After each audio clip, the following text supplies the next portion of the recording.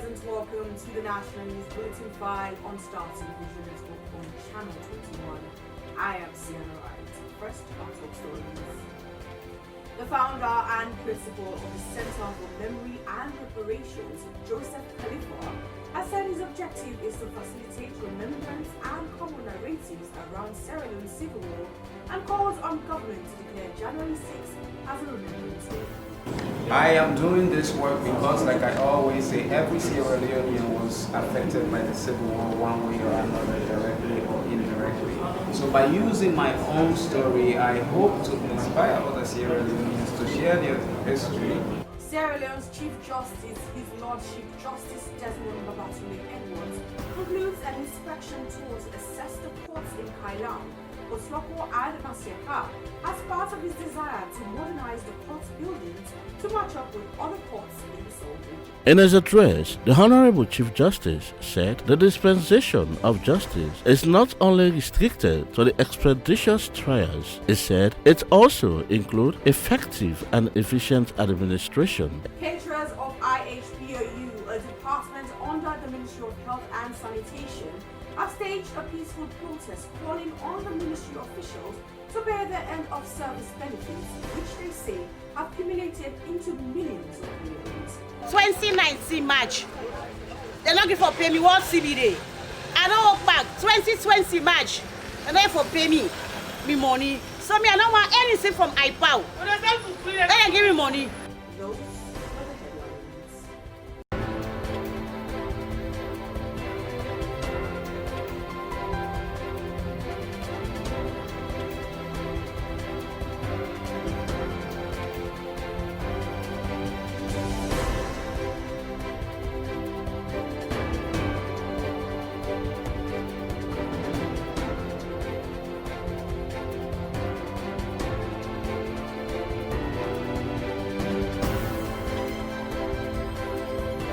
Well, it's now time we go in for the news in detail. The Center for Memory and Reparation is a think tank foundation by Joseph Khalifa to facilitate remembrance and common narratives around the Sierra Leonean Civil War. Launched in 2012 as Sierra Leone Memory Project to serve as a platform for justice, granting and avenue to the voices and experience of those mostly affected. On Monday, January 18th, at the Radisson Blu Hotel in Freetown, the founder and principal of the center, Khalifa, says his objective is to facilitate remembrance and common narratives around Sierra Leone's civil war. He called on the government to declare January 6th as a Remembrance Day. Here is a highlight of the event. Sewing machine. I had some colleagues in some bad. There was gunfire at close range. People running helter skelter. You don't know where the enemies are coming from. You don't know where the shooter is going to come from. And bullets were flying. Some of the bullets actually hit the sewing machine on my head, and it was actually going directly for my dad, who was kind of fortunate to have me with the sewing machine in the way. The message I want to send is to inspire people to realize that I am doing this work because, like I always say, every Sierra Leonean was affected by the Civil War one way or another, directly or indirectly. So by using my own story, I hope to inspire other Sierra Leoneans to share their history, their stories, so that we can learn from their experiences and work together to build a better country than the one that we had for a decade between 1991 and 2002. The Truth and Reconciliation Commission recommends that January 18 be National Reconciliation Day. What we are doing is calling on government, especially because it's about 30 years since the first bullets were fired in this country, to now implement this very important recommendation of the Truth and Reconciliation Commission. The National Commission that the government is establishing is a new institution. The Truth and Reconciliation Commission completed its work in 2004 and made recommendations to this country to be implemented. We have an obligation to implement the recommendations of the Truth and Reconciliation Commission. Perhaps the new commission itself can be considered as an offspring of that work because Most of the recommendations of the commission is intended to promote peace, reconciliation, and cohesiveness in the country. So if we're creating a new commission to do that, it is a good thing. But what we should be focusing on more is implementing the recommendations of a commission we created and paid more than $5 million to do its work. If we don't implement these recommendations, then we would have wasted that money and I believe in ignoring them. That was the place where pigs and human beings fight for shelter. And there were no toilets in that village. No bathroom, no toilet. You want a toilet, you go to the bush. And you will be sitting, and this big pig will be coming towards you because he wants to eat your poo. And you have to run away and just leave it for the pig to have his meal. And I think my father was wishing. So, my work at the Center for Memory and Reparation is, first of all, devoted to implementing some of the recommendations of the Truth and Reconciliation Commission in the field, such as mapping mass graves and protecting them, and providing avenues for victims to share their stories and experiences. The other part of my work is to engage government and other leaders to actually implement some of the recommendations of the Commission, and to remind them that this is an obligation. The government of Sierra Leone has a primary responsibility to implement the recommendations of the Commission. And my work is to constantly remind them that this is not only good for the country, but this is something that leadership requires that we do to avoid the kind of atrocity that we went through in this country. The government of the country has the biggest resources. So, and the Commission did not only say declare National Reconciliation Day and that's it. It calls them to take certain actions to promote reconciliation, peace, and unity in the country. To actually do things, not only to say, now you have a public holiday, go home and sleep, but to apply some efforts, such as Rwanda does, to bring people together, to play movies like this, and tell inspiring stories, and call for leadership and community service. Because I always tell people that peace does not fall from the sky no matter how hard you pray. Community peace is an individual effort. We all must do our best to maintain peace and harmony in our communities. And that is what government, through its resources, can facilitate. And you know this country. When government puts its support behind a certain idea, NGOs, religious institutions, and other community organizations will take it seriously enough that it becomes a national program and a national service. That is what we will see when the government declares National Reconciliation Day. Sierra Leone's Chief Justice, His Lordship Justice Desmond Babatunde Edwards, concludes an inspection tour to assess the court in Kailan, Botloko and Masieka as part of his desire to modernize the court buildings to match up with other courts in the sub-region.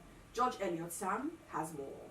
Sierra Leone's Chief Justice, His Lordship Justice Babatunde Edwards, has completed an inspection tour to assess courts in Kenema, Bo, Cambia, Botloko, Kabala, and Mashaka as part of his desire to modernize the court buildings to match up with other countries in the sub-region. In his address, the Honorable Chief Justice said the dispensation of justice is not only restricted to the expeditious trials. He said it also includes effective and efficient administration in a sense and decent environment for not only magistrates, judges, clerks, but even for lawyers and their clients. He thanked His Excellency President Dr. Julius Maada Bio's administration for making the funds available for the judiciary to be able to carry out its day-to-day activities as provided by law. The tour, according to the court operations manager, Mrs. Olayinka Lengo, is to inspect judiciary facilities insofar as court governance is concerned and to finally improve on the dilapidated buildings to properly host resident judges that have been posted in those places. The team comprises the court operations manager, Mrs. Olayinka Lengo, the principal accountant, Alpha Charles, head of communications, El Castano, and court facilities and asset manager, James Sisse, and the engineers. For Star News in Freetown, George Elliott Sam reporting. The Tongo International Solution has on Friday, 15th January at the Tongo Field launched the 200 million project to rehabilitate the damaged former National Diamond Mining Company hospital at Lower Bambara Chiefdom, Kenema. The hospital, according to residents in the Tongo Field, was strategic before the outbreak of the Civil War. George Elliott Sam reports. Tongo International Solution, TIS, has on Friday, 15th January 2021, at Tongo Town Field, launched the 200 million project to rehabilitate the damaged former National Diamond Mining Company NDNC Hospital in Tongo Field, Lower Bambara Chiefdom, Kenema District. To serve the entire country, the hospital was destroyed during the Civil War. Officially launching the project, Dr. James Samba recalled that he left Tongo 37 years ago, that he returned to launch the project because of Tongo International Solutions, that the people own the hospital that was originally constructed by the NDNC workers and pledged 10 million euros towards the project. Almost 37 years. Of doctors for this hospital in India. Waiting many come Tongo at Tongo International Solution. Wow. Tongo International Solutions, as Mama Nancy's daughter, an organization with all over the world of people them. We born na Tongo, to we work na Tongo, to work and find diamond and Spain na Tongo. But today, even the other side, where what they say na nowhere, and because when they don't or stay inside Tongo, they know all over the world. My brothers and sisters, them, if they oversee, you must get people in Naya where they carry the organization before. And the graph, they say, Dr. Samba, you know what is happening? We are good president. So if I talk to them today, that because of Una and Tongo. The Executive Director, Legal Aid Board Sierra Leone, Fatmata Clara Carlton Hansels, disclosed that TIS is given back to the community and appealed to all to support development projects in the community, adding that TIS has rehabilitated the independent school in Tongo and now the hospital to be followed by other projects. She recalled that in 1960s and 70s, different nationalities came to Tongo to mine diamonds, but lamented that now only locals have remained, underscoring that TIS has passion for Tongo and the entire chiefdom. We get this short term, but I don't say Tongo from the 60s to 70s. Yeah, be full up. Anybody where you got diamond, it is head for ya. Anybody where you got diamond, it is head for ya. Not so. People that they do the overbar. Not so. Mining overbar. All man be get in pits. So in those days, Timini, Liba, Loko, Shebra, Madigo, Fula, who all. First time we say Kenya Bra, not so. Now Kenya Bra, they know they can do. Wale Mia. Wale. Radari, Kenya Bra, no they can do. Because the one they don't come now. When grow up, when don't team up. But when they in Europe, they in America, they so concerned about Tongo now. Who get WhatsApp group there. People that they talk there with passion. Say, I want for help for me Tongo.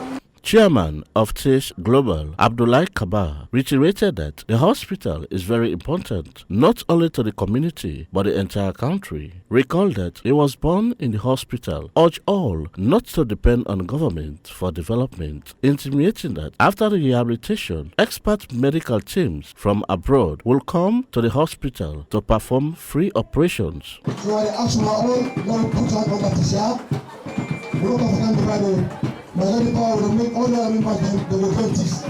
Yeah, there are one group to family, okay? So we get series of projects that we want to come up with. But the hospital first, now we have one project. This NMS hospital here, we must do and beg the power. We are not say Tomofield will be a better touch. All over the world, Tomofield, Naim, Gambia, Guinea, Liberia, other people come on, also they can have also. What we do now, people to go, you know. But the top people, you know, no matter how they will always want to come back now and develop a land, you know. Member of Parliament of Constituency 015, Kenema District, Honorable Festus Lassana, said the day is his happiest and this is complementing his effort that he has already started lobbying government and other stakeholders to rehabilitate the hospital. Also disclosed that government has assured that it will provide staff and equipment to the hospital. That particular hospital at Panguma and then Demon Center then, not be able to take care of the kind of hospital where the mining come in need. Because this is a specialized hospital. We will get for cater for people, we will get for the work and the mine. So the Minister of Health don't give it a blessing, but say once we're able to rehabilitate this hospital, we'll fix somewhere, then we're ready for giving the support in terms of the personnel. So they were able to give nurses, they were able to give specialized doctors then, we'll be able to take care of the needs of especially the mind. Other dignitaries who made pledges include Achi Fofana, 10 million, former ambassador Sule Darami, 10 million. For Star News in Freetown, George Elliott Sam reporting. Caterers of IHPOU, a department under the Ministry of Health and Sanitation, have staged a peaceful protest calling on the ministry officials to bear their end-of-service benefits, which they say have accumulated into millions of leones. This delay in payment, according to the caterers, has led to their catering business almost on the verge of collapse. They spoke to Star TV in this interview. Before this process starts in January, they call you to a meeting, tell you all the procedures which you will need to follow whether they award the which we believe we follow all the procedures then the campaign starts, we do all the work, you get me, we sign LPOs to the effect and tell you exactly how the payment will start. We get series of backlog payment them, you get me, beside this what they cry for, because this is not the huge one this, you get me, where they say it don't pass, we don't even know if they're going to pay with.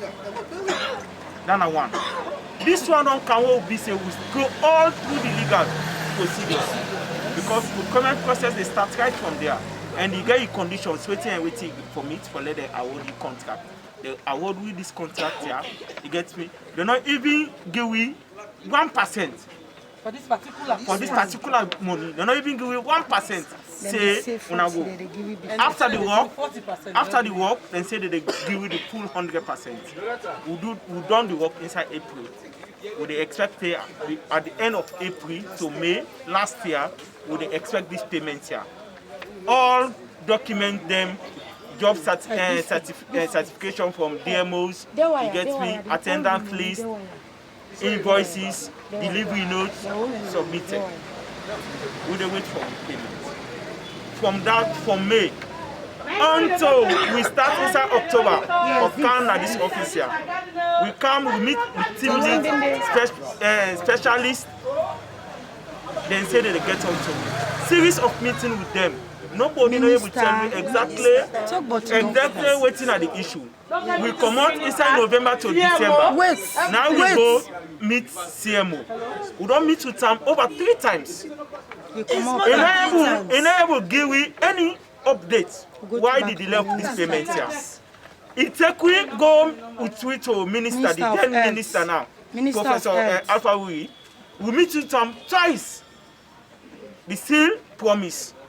And we don't work. I mean, money I want them pay me. I don't work from 2019 March. They're not going to pay me 1 CBD. I don't work back 2020 March. And then for pay me money. So me, I don't want anything from IPAO. They give me money. We don't get good documents. I don't ever know about this trip. Where say documents? Where can I know these documents? Me, I don't know about documents. They pay me money. That's 90 million. So they give me money, yeah? We don't want nothing from there. They pay we. I'm not going to put some for second money now once. I get for go school. I get for pay me shop rates. I get for pay me staff there. They pay me money. I tell them they pay me money. I don't put some. I don't put some for say IPAO. Yeah. I don't get malaria mass campaign. First one they don't pay with, the second one they pay with. Now then they try for say procurement issue. This money what we get out with, we don't go take money in a bank. Business and they close. Then go for pay me 108 million some hundred. Right time my business don't close. They now they pay me money. We don't go to Minister Alpha Ui several times now you building. We don't go to CMO now you building we sign the contract. I signed a contract with the CMO. CMO and signed me contract. I get me job completion certificate. Where the DMO give me for March. They don't turn we, they don't call we don't give we bank details, we don't give everything. Then try for say then they pay we. Just after that they say procurement issue. And we not responsible for procurement. Me Nabo Ade, my business na heaven on earth catering service. Then people we sign contract with them for 45 days. March for cater mass campaign. They say then they pay with 40% of the money they will cater. They not pay with the 40%. They say let's go ahead, let's work because the time don't short now. We don't go ahead, we don't trust, we don't do the work. Up to this hour they're not able to pay with. We sign contract for 45 days. Now 10 good bloody months this. We don't work out, we don't do all kinds of, we don't get meeting with the minister, we don't get meeting with the CMO, we don't get meeting with the procurement specialist. They're not able to tell we nothing they're not able to tell we. Well, that's all we have time for in the National News Bulletin File on Star Television Network on Channel 21. I am Sienna Wright. Thanks for watching and do stay with us for more programs coming up.